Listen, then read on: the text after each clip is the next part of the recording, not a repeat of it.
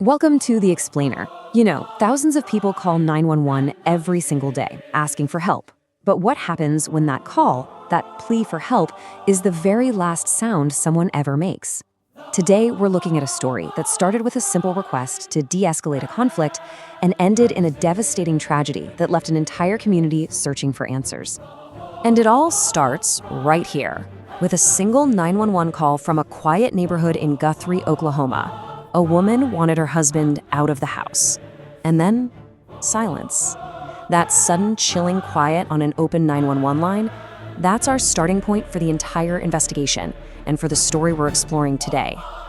Okay, so to really get a handle on how this tragedy unfolded, we have to wind the clock back to that Sunday evening, February 8th, 2026. What went down in just a few frantic minutes set the stage for something that nobody could take back, turning a domestic dispute into a scene of unimaginable loss. I mean, look at this timeline. It shows you just how terrifyingly fast this all escalated. At 6 p.m. on the dot, Meredith Kimmani calls 911. Her request is straightforward. She needs her husband removed from the home. But just minutes later, the line goes dead. An open line of silence. That right there, that was the only warning dispatchers got. But man, it was enough. They sent deputies out immediately, but by the time they got there, it was just too late. Think about that. In the span of a few short minutes, a call for help had turned into a fatal tragedy. So when deputies walked into that home, their first take on the situation was swift and incredibly grim. The official label they slapped on it was murder-suicide. Now that's a clinical term, right? It tells you what happened in a very technical sense, but it doesn't tell you a single thing about why. And to even begin to understand that, we have to look past the police tape, past the official report, and learn about the woman who made that last desperate call. Right, so to really grasp the depth of this loss, we have to understand the person, not just the victim. So who was Meredith Kimmani? Long before her name became linked to this awful event, she was known as this creative powerhouse, a real pillar of strength, and a seriously respected vital part of her community. Meredith's world wasn't in the spotlight, in front of the camera. Her magic happened behind it, in that high-pressure, totally essential world of making movies. She was one of those key people who makes the whole thing run, turning the controlled chaos of a film set into the stories we see on screen. Think about what that job takes. It's like being the calm center of a hurricane. It's all about logistics, scheduling, solving problems on the fly, all while under immense pressure. You have to be the steady hand when everyone else is stressed about budgets, deadlines, you name it. And from what everyone who worked with her said, Meredith didn't just survive in this environment. She absolutely thrived in it. And when you listen to how her friends and colleagues remember her, you get this incredibly vivid picture. You see words like creative and driven, which tells you about her passion for sure. But then you see things like a protector on set and fiercely committed to safety. And those just jump off the page, don't they? People saw her as a guardian, this steady anchor. But it wasn't all business. Friends talk about this vibrant, funny, generous person, someone who always showed up for you, who really made you feel like you were seen. Okay, so let's shift gears now and go back to the scene itself. Let's look at what investigators found and how they pieced together what actually happened inside that house. And this is where the public face of her life collided so tragically with a very private reality. The contrast here is it's jarring. On the outside, you have a totally ordinary, quiet suburban home on a Sunday night. No shouting, no neighbors running out in a panic, absolutely no sign that anything was wrong. But step inside, deputies found a scene of total, absolute devastation. The quiet exterior was hiding a brutal and very brief reality. Based on all the evidence at the scene, investigators figured out what happened pretty quickly. This wasn't some random act of violence, it wasn't a home invasion. The findings pointed directly to Meredith's husband, Mark Kimmani, as the one and only shooter. The evidence showed that he shot Meredith before taking his own life.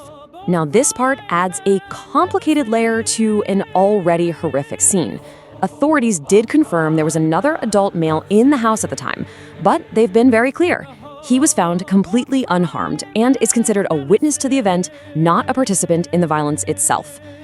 So naturally, the big question you have to ask in a situation like this is, were there warning signs? Was there some history of conflict, anything documented that could have hinted this was coming? And the answer, at least in the official record, is a stark no. Public records show nothing. No prior 911 calls to that address, no officially documented disputes, no arrest for domestic violence. From a legal standpoint, it's like this horrific conflict just erupted out of nowhere. And because both Meredith and her husband are gone, the case is now officially legally closed. But, legal closure isn't the same as emotional closure, not even close.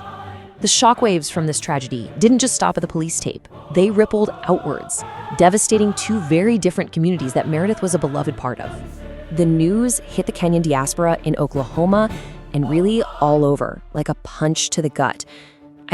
Online spaces that were normally for community news and celebrations were suddenly flooded with grief. But it went deeper than that. It sparked this really urgent conversation with people asking some tough questions about the silent struggles people can face and the cultural pressures that sometimes make it so hard to speak up or ask for help. And her colleagues in the film world, they felt a similar kind of profound grief.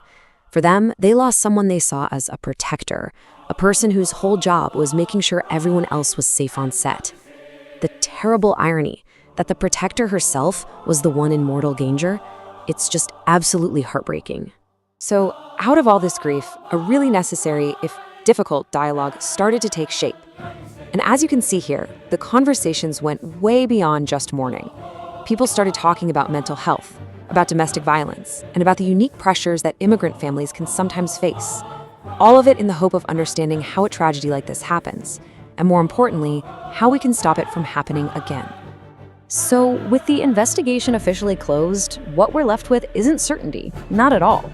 What we're left with is a series of haunting questions that just sort of echo in the silence that Meredith's call left behind. When you boil it all down, it comes back to this one single crucial action. Meredith Kimmani did exactly what we tell people to do in a crisis. She reached out for help. And that leads us to the most painful central question of this entire story. How does a plea for help, an action that's supposed to de-escalate a situation, to create safety, to get intervention, how does that end in the most violent way imaginable? There are just no easy answers here. What we're left with is this profound and often invisible disconnect. The Meredith her community saw was strong, she was reliable, she was a protector. But her very last act was a private, desperate plea for help. And it's just a stark, chilling reminder that the strength we see on the outside can be hiding a reality we know absolutely nothing about. And so we end up right back where we started, with a question that just hangs in the air. This isn't about pointing fingers or placing blame. It's really a reflection on the power of community, on awareness, and on the critical importance of both speaking up and really listening before that cry for help is the last thing we ever hear.